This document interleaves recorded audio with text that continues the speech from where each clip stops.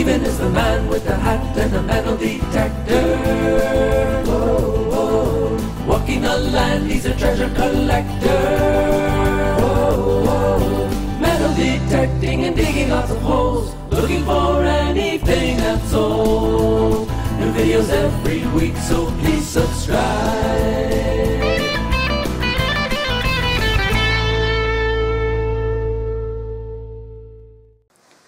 Hello, my name is Stephen, and yesterday I received some really good news. Yesterday was 11th of November, it was Armistice Day, and I received a communication from Amy, who is my Finds Liaison Officer from the Portable Antiquities Scheme. She is a FLO from the PAS, and the PAS is a branch, an arm if you like, of the British Museum. Her job is to record any artefacts which are over 300 years old to help us understand more about our ancestors and how they lived, how they travelled and that sort of thing, to broaden the historical map of Great Britain. So today I'm actually going to go and see her at the museum. By coincidence, she's planned to be here today anyway, to bring back some of the finds I gave her to record from the last time I handed her some. And this time I'm giving her a few more, including some silver hammer coins. The phone call I got yesterday was to advise me that the coins I gave her last time could now actually turn out to be a hoard. They are unique in a certain way, a very particular way, and their rarity obviously makes them to be considered not only a hoard, but possible treasure trove. Now, to understand more about treasure trove, and I would think if you're watching this video, it's because you're in the same sort of hobby as me, metal detecting, or an allied interest, then you really need to get hold of this comprehensive manual, the Treasure Act 1996, the Code of Practice, England and Wales. Obviously it's a different act in Scotland. But to make it easier for you, the British Museum have got this, and it's advice for finders of archaeological objects, including treasure. And has all sorts of information in here that you really ought to know. It's a very complicated act, and saying you didn't know is no excuse. In this case, the law is always on the side of the Treasure Act, so you can't pretend or say you didn't know. Even if you really didn't know, you need to protect yourself by getting a copy of this. Anyway, I'm now going to go and see Amy at the museum. By coincidence, she was going to be here today anyway, and I'm going to go through the process now of filming what it's like to record something which could now be considered treasure trove. Now, when I say considered treasure trove, Amy and her superiors think it definitely is a treasure trove hoard, but at the end of the day it comes down to the coroner to decide if it's treasure trove or not. But we're filling in the treasure papers today to declare it as a hoard to put in front of the coroner, and that's what I want to record to show you the process. Now, I've already got a video anyway about recording finds with your FLO, your Find Liaisons Officer, and I'll put a link to that in the description of this video so you can watch what it's like handing in finds, getting them recorded on the database and the process of that. But this one is purely about having the surprise that some of your finds now have to be recorded as treasure. So let's get on. I'm going to get down, walking towards the museum and meet up with Amy. I'll catch you right there. Don't be late. Right, I've arrived at Cliff Castle. This is our local museum. It's in delightful surroundings, as you can well see. So just going to go to the front door now and go and find Amy.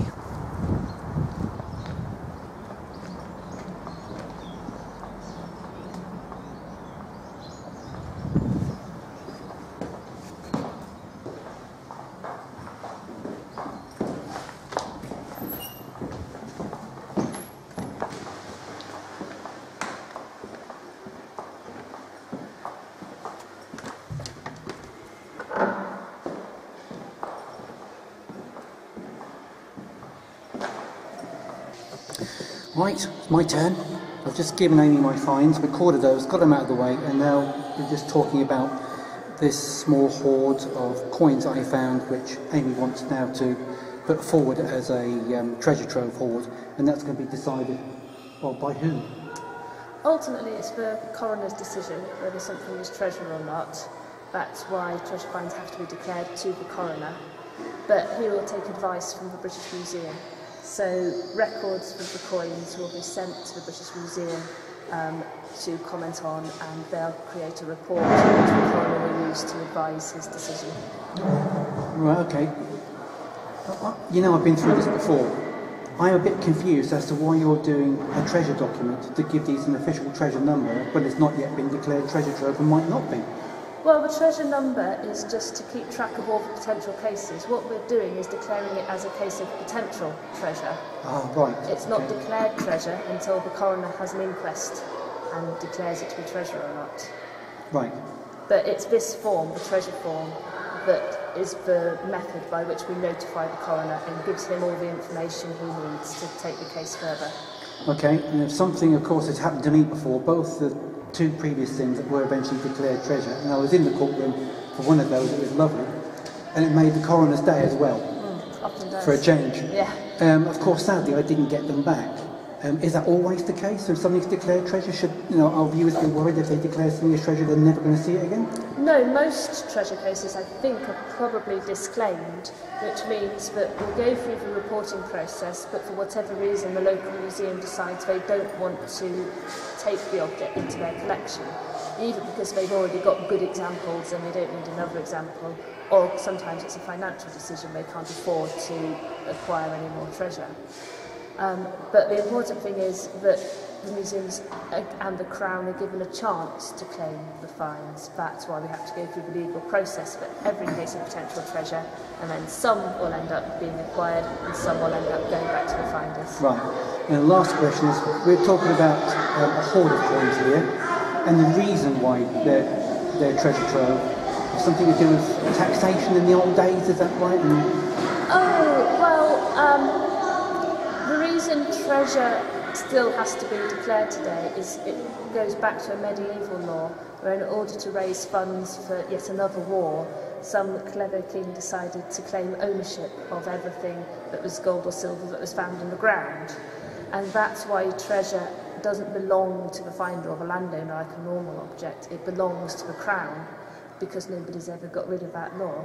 Nowadays, though, of course, it's the museums that benefit from that rather than the Crown itself. Right. I did mention on the earlier part of the video that you have got a treasure handbook, which is quite comprehensive. You've given me a copy, but there's also a treasure leaflet that anybody can apply for to read, make sure they understand the laws? PAS produces an advice for finders leaflet which covers in it what constitutes treasure, but you can also find that information on our website at finds.org.uk, and across the top one of the options is treasure, and all the information you could want to know about treasure is there as well. Great, there you go. Right, we'll get this form filled in then, shall we? Okay. Right, so the first thing we're doing, as required by law, is to give the name of the farmer who owns the land and or tenant farmer if it applies.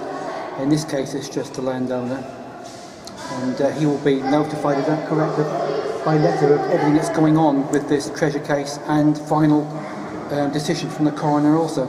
It's just a safeguarding thing really, so that I can't write and talk, so that the coroner can double check that this person really is the landowner, to make sure there's been no mistakes, and also to make sure that nobody's trying to pull a fast one.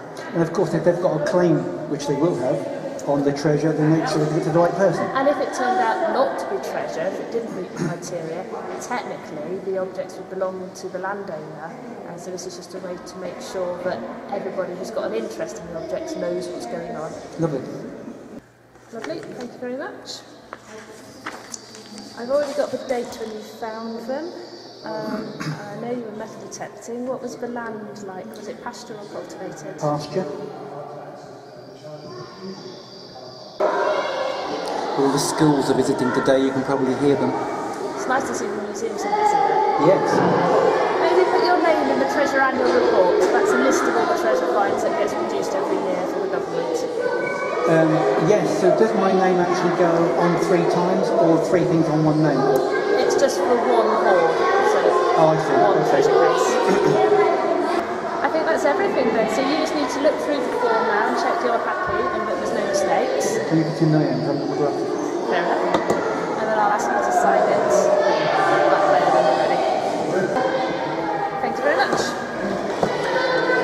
Right, that's the process over, and this small hoard of coins now are going to go through to the due processors and will be decided, I guess, if it's anything like last time, it could be months before I ever see them again, if at all I see them again. Right, so I hope you're satisfied that and you enjoyed the process of declaring them as potentially being treasure trove hoard, and we'll have to wait and see what happens. Watch this space. Hey, Green. That's right, excellent. Model and leave them up.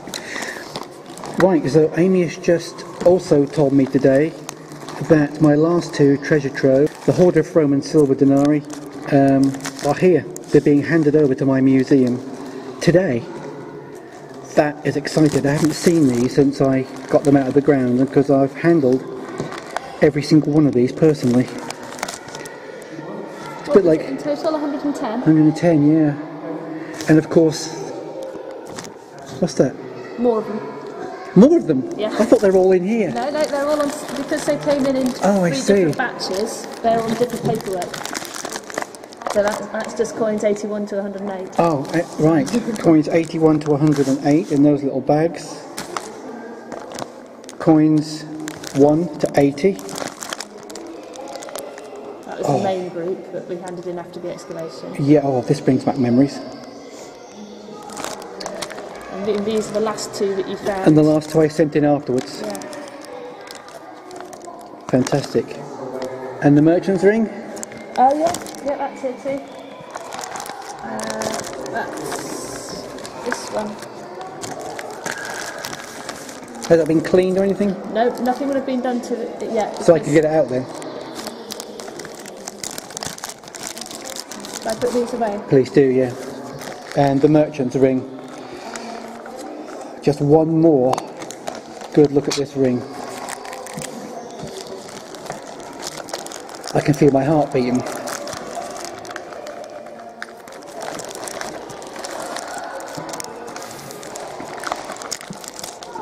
Just look at this. Oh. Well travelled now, that ring. Yes. Going all the way to London. Oh, golly. It just brings back so many memories. I can see myself digging it up again. And it fits. Oh dear, it won't come off, Amy. I'll just take the whole thing. Oh, fantastic. Thank you very much for allowing me to hold it again. That's all right. Steven is the man with the hat and the metal detector. Whoa, whoa. Walking the land, he's a treasure collector. Whoa, whoa. Metal detecting and digging lots of holes, looking for anything that's old. New videos every week, so please subscribe.